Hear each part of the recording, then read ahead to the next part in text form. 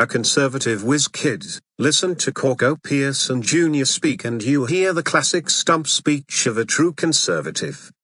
In front of you is a 12-year-old hankering to make his first legislative mark on the world. His issue, challenging age barriers that keep his peers out of politics. He's jockeying to lower Georgia's age restrictions on holding public office to 18 in the House and 21 in the Senate. An African-American preteen from Augusta, Georgia, is hardly the face of the GOP.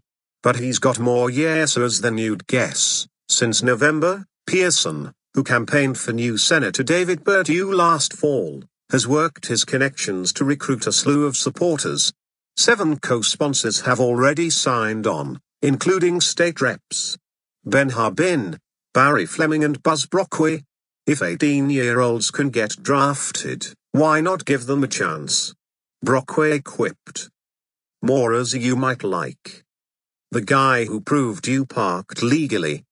Teen IQs are about as malleable as stone. China and Taiwan, frenemies, at last. Only 14 states, including Louisiana, California and New York, allow teenagers to serve in public office. But the whole shebang is, apparently, now a national movement. That's thanks in part to the success of 18-year-old Sarah Blair, a West Virginia college freshman who became America's youngest state legislator this fall. Many young advocates are on the rise, said Kyle Kondik, editor of a political blog out of the University of Virginia. For jaded voters, teens might have legitimate appeal.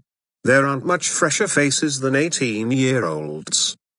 CJ wears his ambition openly. I wanted to run, in all honesty, he said, speaking with an unmistakable Georgia twang, leaning over the mahogany table in his parents' dining room. But in the face of electoral imitations, he's settled for being a precocious politico. At age 8 he started writing blog posts in favor of a local conservative candidate. During the midterms, he campaigned for 4 winning Republicans, knocking on doors, putting up signs, even giving speeches. Oh, and naturally, he's the middle school student body president.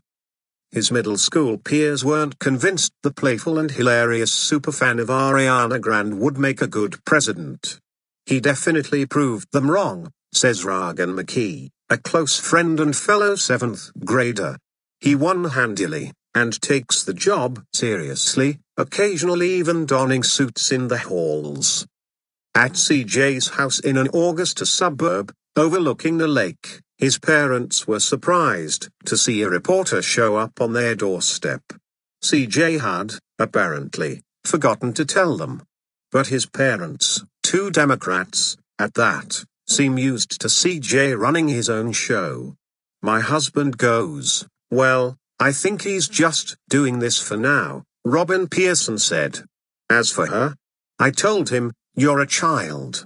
You've got to run slow. Like many moms, CJ's plays chauffeur plenty. Only instead of shuttling him between swim practice and quiz team, it's 8 a.m. breakfast meetings. He devotes at least 40 hours a week to political business. As soon as he gets home from school, it's straight to the telephones to agitate legislators. Democratic backgrounds aside, it's arguably the Pearson's family history that led CJ to the right. The son of a retired sergeant major, CJ remembers his political awakening taking place in 2008. He was in the 2nd grade. John McCain's story of military service and his prisoner of war days captivated him. Obviously, he took the opposite stance from what some would expect a young black boy to adopt. I didn't look at it as a race thing, he said. For me, it was more about who really cared about your country. He stands his ground on the not a race thing mantra, including over Michael Brown and Ferguson, Missouri. I was on Officer Wilson's side. What else is on his platform?